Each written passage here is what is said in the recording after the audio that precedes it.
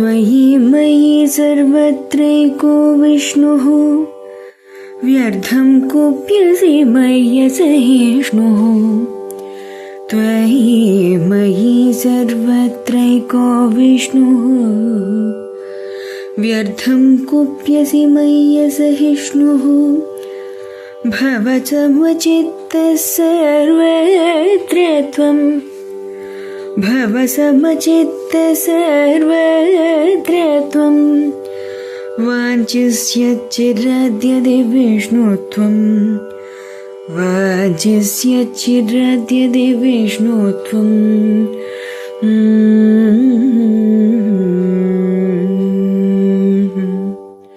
भज गोविन्दं भज गोविन्दं गोविन्दं भज మూఢమతే. శ్రీశ్రవణ ఛానల్కి శ్రోతలందరికీ కూడాను మరొకసారి స్వాగతం.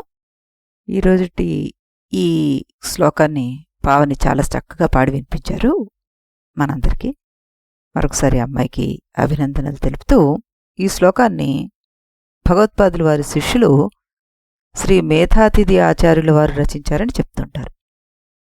దీనికి ఇప్పుడు ప్రతిపదార్థ తాత్పర్యాల్ని మనం తెలుసుకుందాం. త్వయి నీయందు, మయి నాయందును, సర్వత్ర అన్నిటి యందు, విష్ణు విష్ణువు, ఏకః ఒక్కడే, మయి నా అందు, అసహిష్ణు సహింపలేని వాడవై, వ్యర్థం అనవసరంగా, కుప్యసి కోపించుచున్నావు, త్వం నీవు, అచిరాత్ త్వరలోనే, విష్ణుత్వం సర్వవ్యాపి అయిన విష్ణుభావాన్ని, వాంఛసి ప్లస్ యది కోరుచున్నవాడవైనట్లయితే, సర్వత్ర సమస్తమునందు, సమచిత్తః సమమైన చిత్తము కలవాడు, భవ కా అంటున్నారన్నమాట. అలా అవ్వో అని చెప్తున్నారు. ఇప్పుడు దీని తాత్పర్యం ఏమిటొస్తుంది మనకి అంటే, నాలోనూ నీలోనూ అన్ని చోట్ల ఒకే విష్ణువు ఉన్నాడు. అలా ఉన్నప్పుడు నాపై కోపడ్డం ఎందుకు, అసహనం ఎందుకు? నువ్వు నిజంగా విష్ణుత్వాన్ని అంటే మోక్షాన్ని కోరుకుంటే అన్ని చోట్ల సమచిత్తంతో ఉండాలి అంటూ దీని అర్థం. అంటే దీనిలో ఉన్న మర్మార్థం ఏమిటి మనకి? భగవంతుణ్ణి ఆలయంలో వెతుక్కొని మనిషిలో మనం ద్వేషించడం అన్నది అజ్ఞానం. శంకరులు చాలా స్పష్టంగా చెప్తున్నారు. నువ్వు వేరు వేరు వ్యక్తుల్ని చూస్తున్నావని అనుకుంటున్నావు, కాని నిజానికి అక్కడున్నది ఒక్కటే.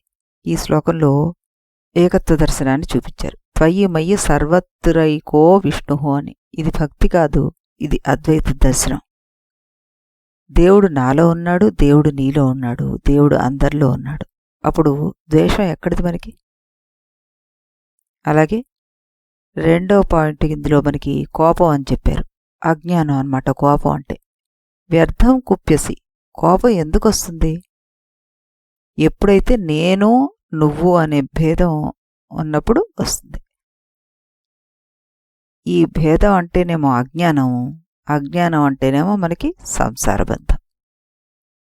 ఇక మూడో పాయింట్ ఇందులో లేవనెత్తారు ఆయన, సమచిత్తమే మోక్ష మార్గం అంటూ. భవ సమచిత్తః సర్వత్రః అంటూ. సమచిత్తము అంటే ప్రశంసల్లో ఉబ్బకూడదు, నిందల్లో కుంగిపోకూడదు, లాభనష్టాల్ని సుఖదుఖాల్ని వీటన్నిటిని సమచిత్తంతో చూడగలడం రావాలి. స్థితప్రజ్ఞత స్థితిని తెచ్చుకోగలగాలి. మోక్షానికి మార్గం అది అంటూ చెప్తున్నారన్నమాట. నిజంగా అలా చూడగలిగేవాడు యోగయుక్తాత్మ. ఆ జ్ఞాని అలా చూడగలిగేవాడు నిజంగా ఉంటే అతని యోగయుక్తాత్ముడు అని. ఆత్మ అంటే మనకి మనస్సు. జ్ఞాని మనస్సు ఈ జ్ఞానంతో పూర్తిగా నిండిపోయి ఉంటుంది. మన మనస్సులో ఏ జ్ఞానం ఎక్కువగా నిండి ఉంటే ఏది చూసినా ఏది విన్నా ఆ పరిధిలోనే మనం ఆలోచిస్తాం. మనం సంగీత ప్రియులమైతే ఒక పాపాయి ఏడుపులో కూడాను సరిగమ పదలే కనిపిస్తాయి మనకి. ఒక చెట్టు కింద కూర్చుంటే ఒక యాపిల్ పండు కింద పడితే మీరేం చేస్తారు? అది తీసుకుని చక్కగా తింటారు. కానీ న్యూటన్ ఏం చేశాడు? అతనిలోని శాస్త్రజ్ఞుడు బయటకొచ్చాడు. దాని నుంచి ప్రకృతి సూత్రాన్ని కనుగొన్నాడు. ఇలా ఎవరు ఏ విధంగా ఆలోచిస్తూ ఉంటారో, ఆలోచన అతనిది ఎలా ఉంటుందో ఆ రకంగానే యుక్తం అవుతాడు. అందువల్ల యుక్త అంటే ఆత్మజ్ఞానంతో నిండిపోవడం. ఎందువల్ల? యోగి అనేవాడు నిధిధ్యాసంలో ఎప్పుడూ ఉండడం వల్ల, అంటే వేదాంత ధ్యానం వల్ల మనసు వేదాంతంలో పూర్తిగా రమిస్తుంది ఆ వ్యక్తికి. సర్వత్రా ఆత్మదర్శనం, ఎప్పుడూ ఆత్మలోనే రమిస్తూ ఉండడం వల్ల మనుషులతో సంభాషణలు జరుపుతున్నా కూడా వారిలో ఆత్మను, అంటే వారి స్వరూపాన్ని, స్వస్వరూపాన్ని మాత్రమే చూస్తాడు.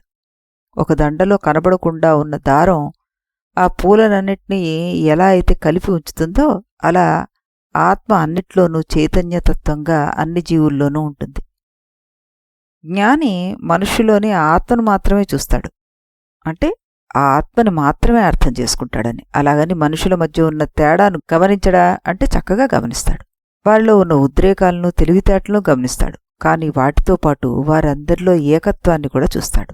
బంగారు ఆభరణాల్లో మనం సమత్వాన్ని జాగ్రత్తగా పాటిస్తాం. అవి గాజవనివ్వండి, గుల్స్ అవనివ్వండి, ఉంగరం అవనివ్వండి, దాంట్లో బంగారం ఉందని దాన్ని జాగ్రత్తగా కాపాడుకోవాలని తెలుసునని ఎలా తెలుసు? ఎందుకంటే దాన్ని భద్రంగా బీరువాలో దాచుకుంటాం కాబట్టి. అంటే ఆభరణాలన్నిట్లోనూ బంగారాన్ని దర్శిస్తున్నాం మనం. నామరూపాల భేదాలను అధిగమిస్తే దాన్నే సర్వత్ర సమదర్శనం అంటూ. ఇతనికి ఎలా ఉంటుంది అంటే ప్రతి జీవిలో కూడాను ఆత్మని చూస్తాడు.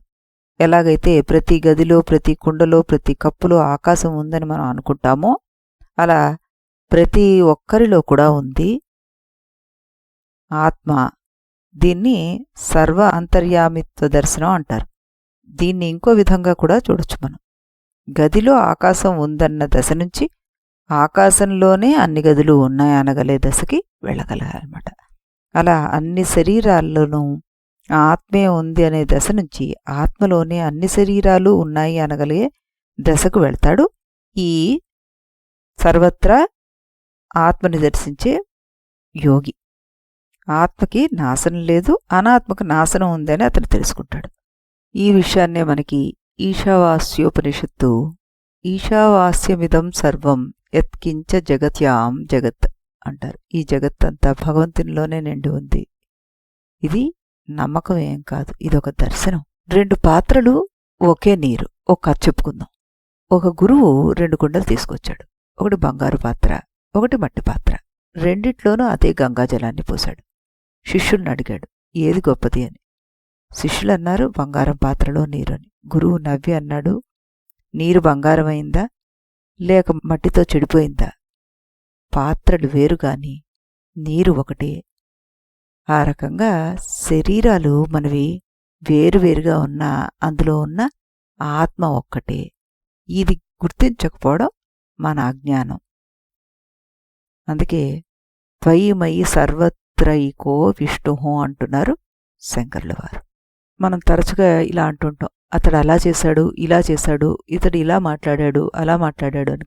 కానీ ఈ భజగోవింద శ్లోకం మన అడుగుతోంది, అతడిలో ఉన్నది ఎవరు, నీలో ఉన్నది ఎవరు? సమాధానం ఒకటి, విష్ణువు. అందుకే కోపం అర్థం లేనిదని, ద్వేషం అజ్ఞానం అని, సమచిత్తమే మోక్షానికి మార్గం అంటూ ఈ శ్లోకం హెచ్చరిస్తోందన్నమాట. వేదాంతంలో పరమాత్మ నిరాకారుడు, ఆకారం లేనివాడు. అంటే ఆయన సూక్ష్మాతి సూక్ష్ముడు, సర్వవ్యాపి, అంతటా ఉన్నాడు, అందరిలోనూ ఉన్నాడు, నాలోనూ, నీలోనూ, అందరిలోనూ అంటూ మనం నిరాకార పరమాత్మ తత్వాన్ని తెలుసుకుంటూ ఉంటాం. విష్ణు అంటే సర్వవ్యాపకుడు అని అర్థం కదా. వేదాంతంలో మూల సూత్రాలుంటాయి మనకి. పరమాత్మ అంతటా ఉన్నాడని, వ్యాపించి ఉన్నాడని, నువ్వు కూడా పరమాత్మవే అని, ఈ జగత్తు మిథ్య అని, ఇలా అనేక మూల సూత్రాలు మళ్లీ మళ్లీ శిష్యుల హృదయాల్లో నాటుకునేలాగా చెప్తుంటారు గురువులు. అయితే కొత్త కొత్త విషయాలను తెలుసుకుందామని వచ్చే శిష్యులకు ఈ మాటలు పాత చింతకాయ పచ్చడిలాగా అనిపిస్తూ చిరాకు పడవచ్చు. కానీ అక్కడ ఏం చెప్తున్నానంటే, నువ్వు సహనం లేనివాడు అవ్వద్దు, అనవసరంగా కోపగించుకుంటున్నావు నువ్వు అని శిష్యుడికి హితబోధ చేయడం ఇందులో మనకి కనబడుతుందన్నమాట. జీవితంలో ఎదురయ్యే సుఖదుఖాలకు అందరం చెలించిపోతూ ఉంటాం. సుఖాలకు పొంగిపోతూ, దుఃఖాలకు కుంగిపోతూ ఉంటాం. జీవితంలో ఎదురయ్యే సంఘటనల వల్ల కొందరిపై రాగం, కొందరిపై ద్వేషం, కొందరిపై కోపం, మరి కొందరిపై అసూయ వస్తుంటాయి. నిజానికి ఇవన్నీ కలగడానికి కారణం ఈ జగత్ ఏదైతే ఉందో ఇదే సత్యం అని మనందరం అనుకుంటూ ఉండడం. మనసు ఆందోళనతోటి, ఉద్రేకాలతోటి, అలజలతోటి ఉన్నట్లయితే ఆ మనసు వెనక దివ్య తేజస్సుతోటి ప్రకాశించే ఈ పరమాత్మ చింతన చైతన్యం ఏదైతే ఉందో అది మరుగున పడిపోతుంది. మురికి నీటిలో మనం ఒక వస్తువుని పడేస్తే అది కనిపించదు. అదే గనక నిర్మలంగా ఉన్న నీటిలో వేస్తే ఆ వస్తువు స్పష్టంగా కనిపిస్తూ ఉంటుంది. మనం చేసే కర్మలన్నిటినీ మనం నిష్కామంగా చేయాలి. కాబట్టి ఆత్మ కూడా అంతే. మనసు స్వచ్ఛంగా ఉన్నప్పుడే దాని ప్రతిభని మనం చూడగలం. ఇప్పుడు మనం తెలుగులో పద్యాన్ని వినేద్దాం. విశ్వవ్యాపి ఆ వెంకటరమణుడు అణువణువున అదృశ్య రూపుడై సర్వప్రాణులలో సమముగ వెలసి విశ్వమంతతా వెలిగెడివాడు. సమభావమును సహనము పెంచుము, స్వార్థము తెంచుము, సమతను పెంచుము. మానవ సేవే మాధవ సేవగా దైవత్వముతో దయతో మెలగుము. స్మరించు హరిని స్మరించు హరిని స్మరించు హరిని సుగుణమతి. భజించు హరిని భజించు హరిని భజించు హరిని బుద్ధిమతి.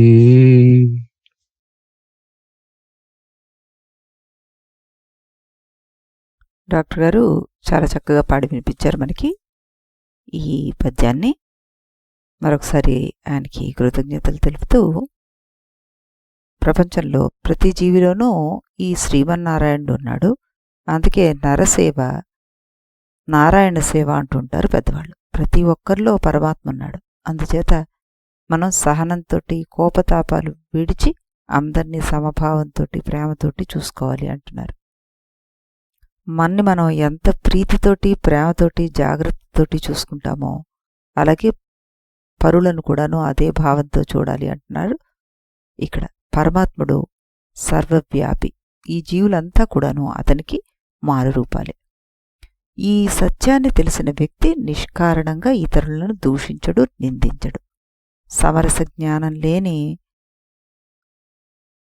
మందబుద్ధులు అజ్ఞానులు ఎవరైతే ఉంటారో వాళ్ళు వేరే వారిపైన కోపతాపాలు చూపిస్తుంటారు. మనం ఎన్ని మంత్రాలు పఠించగలం, ఎన్ని గంటలు పూజ చేయగలం, ఎంతసేపు భగవంతుడి గురించి ఉపన్యాసాలు ఇవ్వగలం, ఇలాంటివి ఈ సమరస భావానికి కొలమానాలు ఎప్పటికీ అవ్వవు. ఇతరులతోటి ఎంత ప్రేమ దయ సహనము మనం చూపిస్తున్నామో, మనలో ఎంత మానవత్వం ఉన్నది అనే విషయాలు మనం సమగ్ర జ్ఞానానికి నిదర్శనాలు అంటున్నారు ఇక్కడ కవి.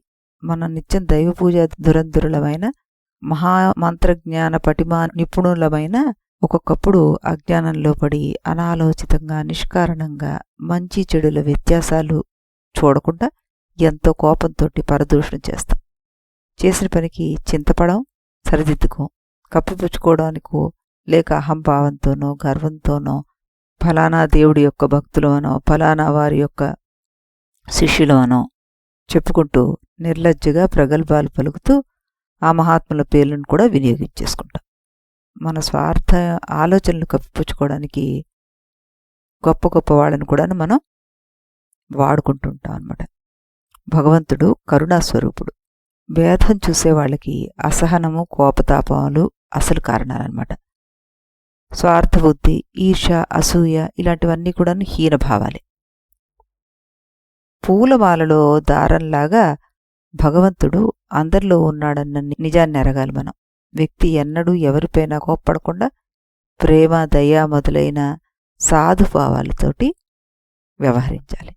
ఇది మనం దైవం పరంగా పురోగమిస్తున్నాము అని చెప్పడానికి ఒక దృష్టాంతం అన్నమాట. నిజం ఎరిగి సమదృష్టితోటి మనం ఉండాలి అంటూ ఈ శ్లోక భావం వస్తుంది. చక్కటి శ్లోకం. మళ్ళీ మనం రేపు ఇదే సమయానికి ఇదే ఛానల్లో కలుద్దాం. అంతవరకు సెలవు.